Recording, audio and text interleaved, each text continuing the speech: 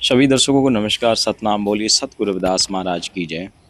आदरणीय गुरु प्रेमियों, मैं पिछले वर्ष नेपाल में गया था और जहाँ पर जो है नेपाल देश के मध्य प्रदेश के जिला सरलाई नगर में जो नगर पालिका थी बरथवा, वार्ड नंबर 10 में मुझे सतगुरु रविदास महाराज जी के गुरु घर के दर्शन करने का सौभाग्य प्राप्त हुआ। और ये गुरु घर जो है नेपाल में सबसे अच्छा और भव्य गुरु घर यही था। अभी लोगों ने वहाँ शुरुआत की है गुरु महाराज जी के गुरु घर बनाने की, तो बड़ी अच्छी बात है। और ये हरिनंदन अंबेडकर जी अपने सरनेम में अंबेडकर लगाते हैं। बड़ा अच्छा यहाँ का इनकी व्यवस्था है। और ये हरिनंदन जी की भाभी हैं श्री शर्मिला कुमार राम जी, वार्ड अध्यक्ष हैं। कोई तो दिक्कत नहीं। इनका भी काफ़ी प्रयास है और समाज का बहुत बड़ा ये लोग वहाँ नेपाल में काम कर रहे हैं। सतगुरु रविदास महाराज के नाम को चला रहे हैं और उनके नाम पर यहाँ बहुत अच्छा गुरु। और ये राम नरेश राम जी हैं, हरिनंदन जी के भाई हैं और ये एक प्रशासनिक अधिकारी हैं। तो हमें जो है अपने जो दफ्तर है वार्ड अध्यक्ष जी का, उनके हाउ तो हमने जो है वार्ड अध्यक्ष जी का दफ्तर देखा, बहुत अच्छा लगा। इन्होंने नेपाल में काफ़ी हमें यहाँ के बारे में जानकारी दी। आज भी वास्तव में यहाँ काफ़ी गरीबी है। दो तरह के लोग हैं, एक तो अर्श पे है या फर्श पे है, मतलब जो है या तो ठीक ठाक लोग हैं संपन्न या झुग्गी झोपड़ी वाले हैं। तो और ये हरिनंदन जी हर का और उनके भाई साहब का, इनका थोड़ा सा काम ठीक है क्योंकि वो पढ़े लिखे हैं, एजुकेटेड हैं। और पढ़ा लिखा व्यक्ति जो है कहीं भी रहे वो सभ्य तरीके से अपने आप को फेस करता है। तो यही बात है, शिक्षित होना जरूरी होता है। सर जय क्योंकि गुरुदेव, जब कोई सतनाम। शिक्षित हो धन जाता गुरुदेव। हमने सतनाम। बहुत अच्छा जानकारी हासिल की आपके माध्यम से यहाँ के विषय में। तो अभी जैसे बाहर से लोग यहाँ आते हैं तो उनको करंट लोकेशन और आने में नए लोगों को यहाँ आराम से सुविधा हो, वो मार्ग पे प्रकाश डालें। जी, ये भारत और नेपाल का मान लो जो दिल्ली सीमा से कोई है, आता है। हाँ मैं बता दे रहा हूँ। भारत और नेपाल के सीमा से तकरीबन 50 किलोमीटर अंदर नेपाल में है जी। और अगर आप यहाँ आना चाहते हैं तो ये सबसे पहले नेपाल देश के मध्य प्रदेश के सर्लाही जिला के बरथवा नगर पालिका के 10 नंबर वार्ड क्रम संख्या में जी। और यहाँ भारत से अगर आप दिल्ली से आना चाहते हैं तो इसके लिए दो विकल्प है आपके पास। एक तो आप दिल्ली से डायरेक्ट रक्सौल आ जाइए जी। और रक्सौल बॉर्डर है, वो इंडिया का शहर हो गया। अच्छा। और उसका सटा हुआ इधर नेपाल में वीरगंज शहर है जो नेपाल का मुख्य प्रवेश द्वार है। जी। नेपाल अगर आप प्रवेश करना चाहते हैं तो वीरगंज शहर से ही वो मेनली मुख्य द्वार वही है। तो आप वीरगंज में आइए, वहाँ से आपको बस का सुविधा है और डायरेक्ट बरथवा आ सकते हैं आप। अच्छा, कितना डिस्टेंस है, दूरी कितनी है गुरु रविदास टेम्पल आने की वहाँ से? जो वीरगंज से 1.5 से 2 घंटा में आप यहाँ पहुँच जाएंगे। अच्छा। और दूसरा विकल्प ये है कि आप कहीं से भी मुजफ्फरपुर आ जाइए, पटना आ जाइए, सीतामढ़ी आ जाइए और वहां से बस सीतामढ़ी से 50 किलोमीटर है। अच्छा अच्छा, 50 किलोमीटर, यानी कि एक घंटे का रास्ता हो गया। 1 घंटे का रास्ता। तो रहने ठहरने का सब आप यहाँ सुविधा है भाई, कोई दिक्कत नहीं। हमें भी यहाँ 2 दिन हो गया है, बहुत अच्छा व्यवस्था है भाई साहब की। सोचा भी नहीं है था कि इतना अच्छा व्यवस्था, खुद अपने हाथों से घर में परिवारजन के लोग खाना बना करके खिलाते हैं। तो आप सभी भी ज़रूर यहाँ एक बार विजिट करें, क्योंकि यहाँ इन लोगों को और आर्थिक रूप से भी सहयोग करें जो भी सतगुरु रविदास जी के मानने वाले हैं, ताकि हमारे लोगों को यहाँ जैसे कैलेंडर हो गया, बुके हो गई, प्रचार सामग्री के रूप में आप दे सकते हैं और पैसा भी दे सकते हैं, ताकि गुरु रविदास जी का मेरा एक और कहना था जी कि हम यहाँ पे जैसे नेपाल में लंगर का जो सुविधा होता है आश्रम, हाँ, वो अभी यहाँ किसी भी मंदिर में या कहीं भी नहीं है। और हम यहाँ चाह रहे हैं कि लंगर का जो भोजन का होता है व्यवस्था वो शुरुआत हो। अच्छा। तो जो कोई भी अगर इसमें 1 दिन का हिस्सा, 2 दिन का हिस्सा ऐसे कुछ करना चाहे, हाँ, अपनी अपनी तरफ से आज का भंडारा मैंने दे दिया, मतलब तो इस हिसाब से अगर यहाँ पे हम शुरू करते हैं तो ये भी एक ऐतिहासिक काम हो जाएगा। बहुत बढ़िया। और ऑन रोड पे ये, और मैं ये अनुरोध करता हूँ कि इसके लिए जो कोई भी अगर संपर्क तो भाई साहब कहना तो चाह रहे हैं, उसके लिए आप अन्न का दान भी कर सकते हैं। जैसे भोज लगाते हैं यहाँ, तो और गुरु घरों में सब जगह भंडारे चलते हैं, कम से कम 10, 20, 50 लोग आए तो भोजन कर लें। तो उसके लिए आप दाल, चावल, पैसा, बर्तन, जो भी आपका बनता हो, तो एक भंडारे की प्रथा यहाँ शुरू हो जाए। और 1-2 सेवादार भी चाहिए होते हैं, वो बनाएं और खिलाएं, ताकि गुरु रविदास जी का नाम, जस कीर्ति सब जगह फैले। तो बहुत बहुत धन्यवाद आप सभी का। जी जी, समार बुलेटिन की सभी टीम को। हाँ जी, हरिनंदन जी ने बहुत अच्छा मार्गदर्शन किया। इसको देखेंगे तो मार्क्स के जन्म से कई सौ साल पहले हमारे गुरु रविदास जी महाराज जी ने समानता का सिद्धांत दिया। देखिए, आपको एक और अच्छा लगेगा, ऐसा इंडिया में भी कम देखने को मिलता है। ये कोई उनका जो अनन्य भक्त होता है ना सतगुरु रविदास जी का, वही उनके शब्द को, और ये वो गूढ़ शब्द है, इसके अंदर बहुत रहस्य छिपे हुए हैं। इस पर लिखा हुआ है, इनकी गाड़ी है भाई साहब की, जिससे समाज के बीच जाते हैं दिन रात, दुख में सुख में, प्रचार के लिए या वैसे। इस पर लिखा हुआ है, बेगमपुरा शहर को नाव, बेगमपुरा, बिना किसी गम का, शहर देश परदेश। तो इनका संकल्प है कि सभी लोग खुशहाल रहें, आनंद रहें, यानी कि बेगमपुरा में जो गुरु रविदास ने कहा वो अन्य संतों ने नहीं कहा। गुरु रविदास की कल्पना एक समाज को अच्छा बनाने की कल्पना थी, और उसके लिए वो नेपाल क्या, अरब देश क्या, गुजरात क्या, भारत क्या, बहुत प्रांतों में, बहुत देशों में उन्होंने भ्रमण किया।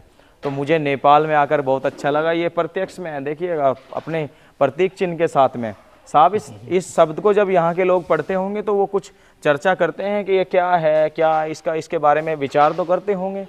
ये तो सबसे पहले ये बेगमपुरा शहर को नाम जो लिखा है ना, ये एक हिम्मत की बात है।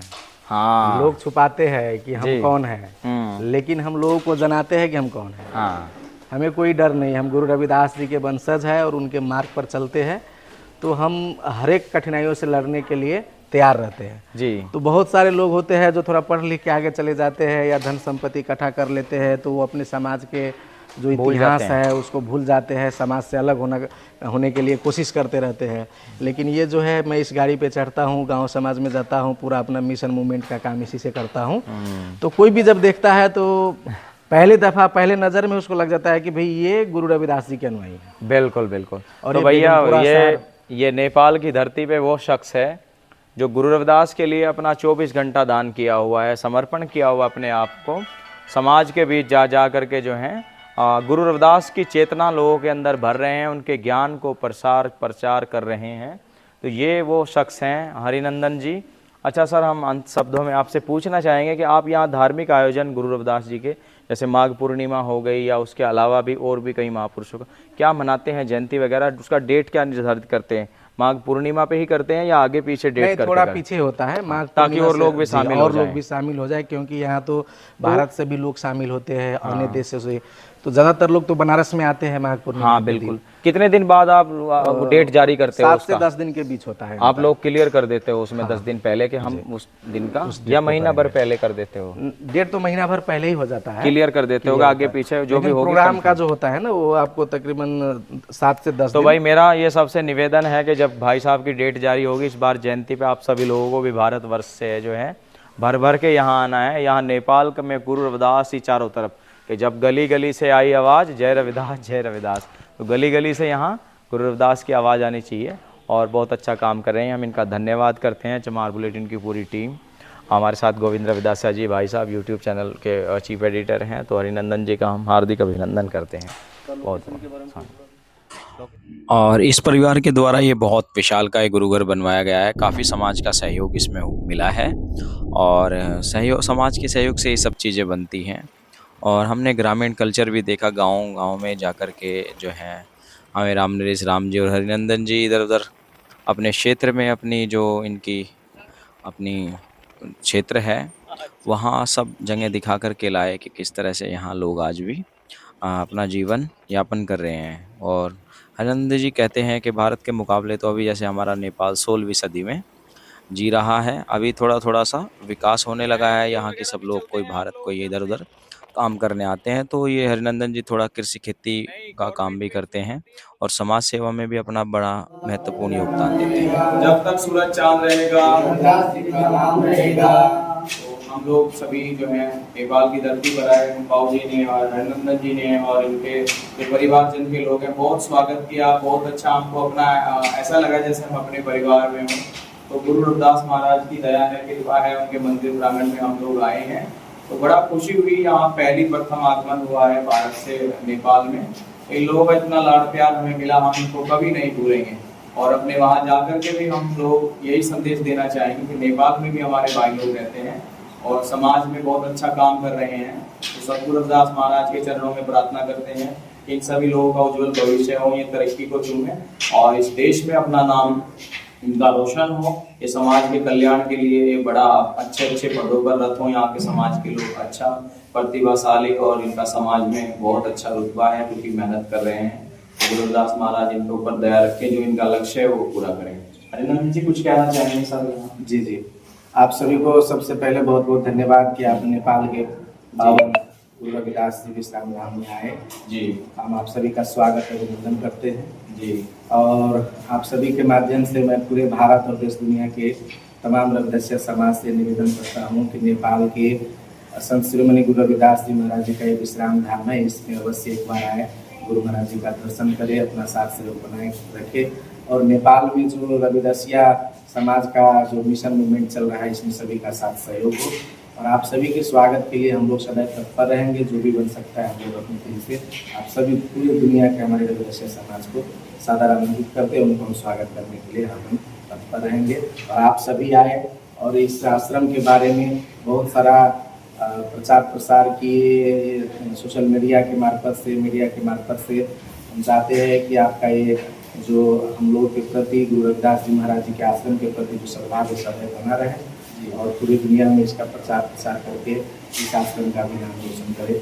आप सभी को बहुत बहुत हमारे तरफ से, इस आश्रम की तरफ से धन्यवाद। जय गुरुदेव।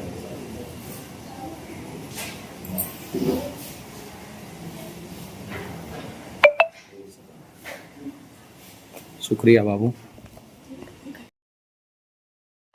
श्री राम नरेश राम जी और उनकी श्री धर्मपत्नी जी जो वार्ड सभा अध्यक्ष हैं और श्री हरिनंदन जी भाई साहब, इनका जो परिवार है बहुत अच्छा है। हम लोगों को 2 दिन की यहाँ इन्होंने बड़ी भरपूर सेवा की और हमें भी वहाँ अपने गुरु घर में आकर के अपनापन महसूस हुआ। और राम नरेश राम जी एक प्रशासनिक अधिकारी होने के साथ साथ इतने उच्च पद पर हैं वहाँ, लेकिन फिर भी उनकी सादगी जो और उनकी नम्रता और उनकी जो दया के भाव हैं सभी मनुष्य के प्रति, वो बहुत सरल सहज स्वभाव के व्यक्ति हैं और इनका पूरा परिवार बड़ा जो है आदमी का आदर मान करता है। तो गुरु महाराज जी के गुरु घर में हम लोगों को भी इन्होंने सबको यहाँ अपनी तरफ से स्वरूपा डाल करके और यहाँ अपने नेपाल देश का अपने गुरु घर का ये पोस्टर दे करके हम सभी लोगों को सम्मानित करने का कार्य किया। तो हम सभी लोगों ने भी लगभग हम 5 लोग यहाँ भारत से गए थे वहाँ अपने गुरु के प्रचार के लिए देखने। तो हम तो ऐसे ही अपने गुरु महाराज के गुरु घरों में समय देते हैं ताकि हमारे देश दुनिया में बैठे लोग अपने लोगों को देख सकें। तो बड़ा इन्होंने सत्कार सम्मान किया। हम सभी लोगों ने भी नेपाल की यात्रा की, अपने अनेकों गुरु घरों के दर्शन किए, तो बड़ा अच्छा लगा। और आप सभी लोग भी हमारे चमार बुलेटिन यूट्यूब चैनल पर नए हैं तो सब्सक्राइब कर लें चैनल को। और सभी का धन्यवाद। सतनाम।